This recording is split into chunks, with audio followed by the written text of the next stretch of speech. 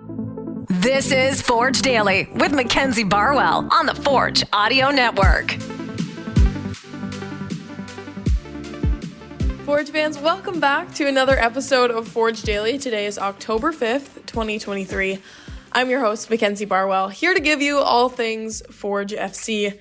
Now, tomorrow you can expect another episode of Max Access or Maxterclass if you listen to the captain's log, which means today is the last episode of Forge Daily this week and the last one of the regular season. Okay, that's honestly crazy to me. I know I've said this before, but genuinely thank you guys to everyone who's listening right now, whether this is the first episode you've tuned into or the 50th. I think it's really cool that this podcast has become a part of some people's daily routines. But anyways, I don't need to get sappy or anything because it's going to continue into the playoffs. And I thought it was just cool. We're almost at 80 episodes, so that's awesome. Okay, let's dive right into it. Here's what you can expect from today's episode. First, I want to talk about the new trophies because, as you may have heard, both the regular season and playoff champions are getting something that we may have not seen before.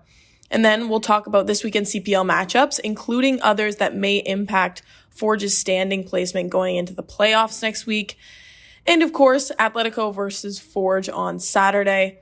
And finally, I sat down with a couple Forge players after practice to get their thoughts on this weekend's matchup. So first, let's talk trophy updates because the CPL Shield will be presented to the 2023 regular season winners.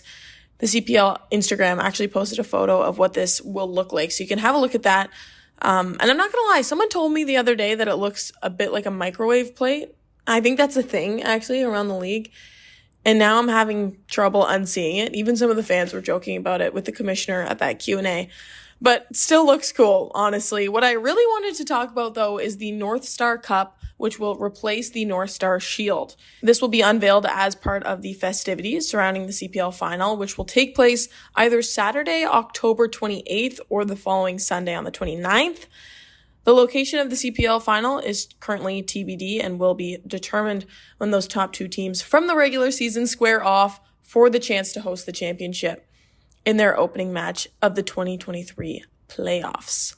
So currently, all we have is the description from the website. It says that the design of the cup will continue to exemplify the league's commitment to bringing soccer to communities across Canada and serving as a guiding light for the sport in the country.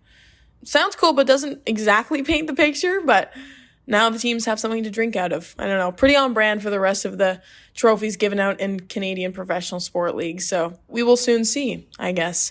And this kind of leads me to my next thing, which are some other games happening around the league because Pacific, arguably the team who is Forge's biggest threat at this point in the season, following closely behind in third place, will take on Cavalry, who are set to lift that CPL Shield as the regular season champions on Saturday after the game. All that to say, not only are they one of the best teams in the league, but won't want a loss in the preceding game to put a damper on that party that they have going on. Not exactly taking their foot off the pedal going into this weekend. The Halifax Wanderers will play Valor FC tomorrow, and they are also by no means out of that second place spot. If both Forge and Pacific lose and then they walk away with 3 points, they could go on to play Cavalry and potentially host a final, which, of course, they will fight for, especially given that pitch they're doing for their new stadium over in Halifax. Another post actually on Instagram that you can have a look at was from the True North Foot. They posted a graphic that shows a really simple way of understanding what might go down in the playoffs depending on what happens this weekend. So if you're confused, have a look at that because it shows all the different outcomes.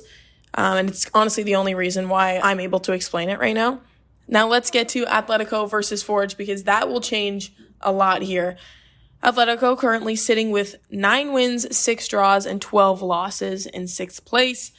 And there seems to be a little bit of a disconnect on this team as of late. They've recorded 4 losses and a tie in their last 5 games, which is, of course, a definite shift from the 2022 season we saw from them when Forge and Ottawa matched up for the CPL final. And you can see it off the pitch as well, particularly from their last post-match press conference. Goalkeeper Nathan Ingham expressed some frustration following their loss against York United. Here's what he had to say. Grow up. It's the first thing I said to the locker room when I got in there, when everyone's got their heads hanging. I feel like we've been feeling sorry for ourselves for a month. We have no time for it. I just told them to pray whoever you believe in that we get Vancouver to do us a favor, and we prepare this week like that's what's going to happen. And we show up and we take care of business. I don't think at this point we deserve another opportunity, but if we're given it, I hope to God the locker room wakes up and we get it done, because it feels like a lot of guys are in the wrong profession right now if we can't turn things around. So not exactly the most encouraging words, but bear in mind that followed their match last week against York United when they lost in the 89th minute. So slightly understandable from that respect. Now let's look at Forge's record against Atletico Ottawa this season, because Forge have 2 wins, a tie, but 3 wins if you include that Canadian Championship quarterfinal, which, if you recall, was a very intense and highly contested match here at Tim Hortons Field. So we know that Ottawa can be a very strong team.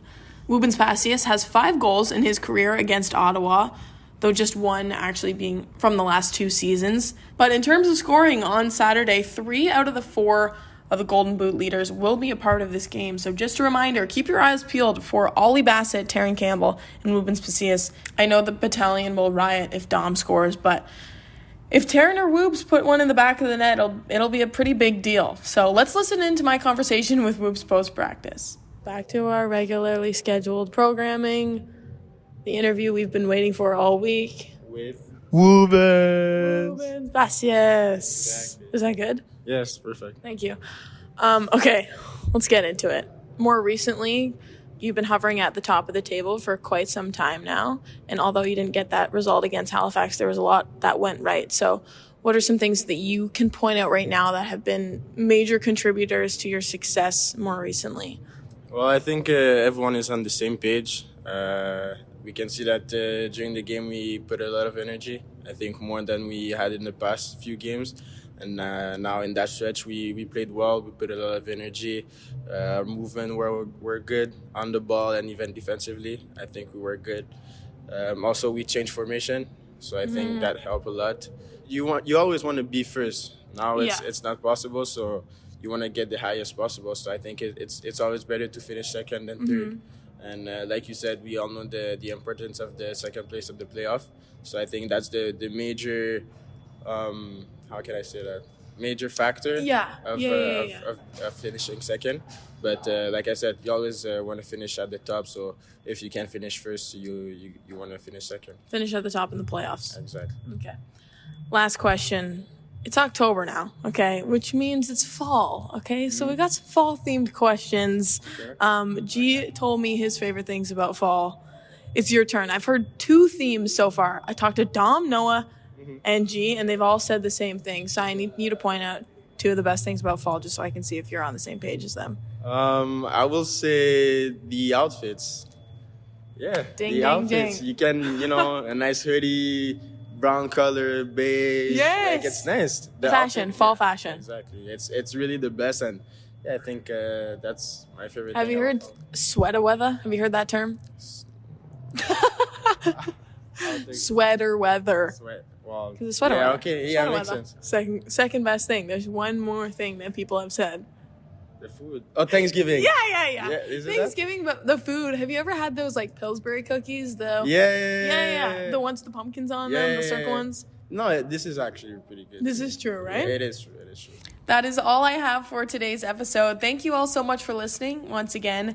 And I better see you here at Tim Hortons Field on Saturday for kickoff. Reminder, it is at 5 p.m., not 4.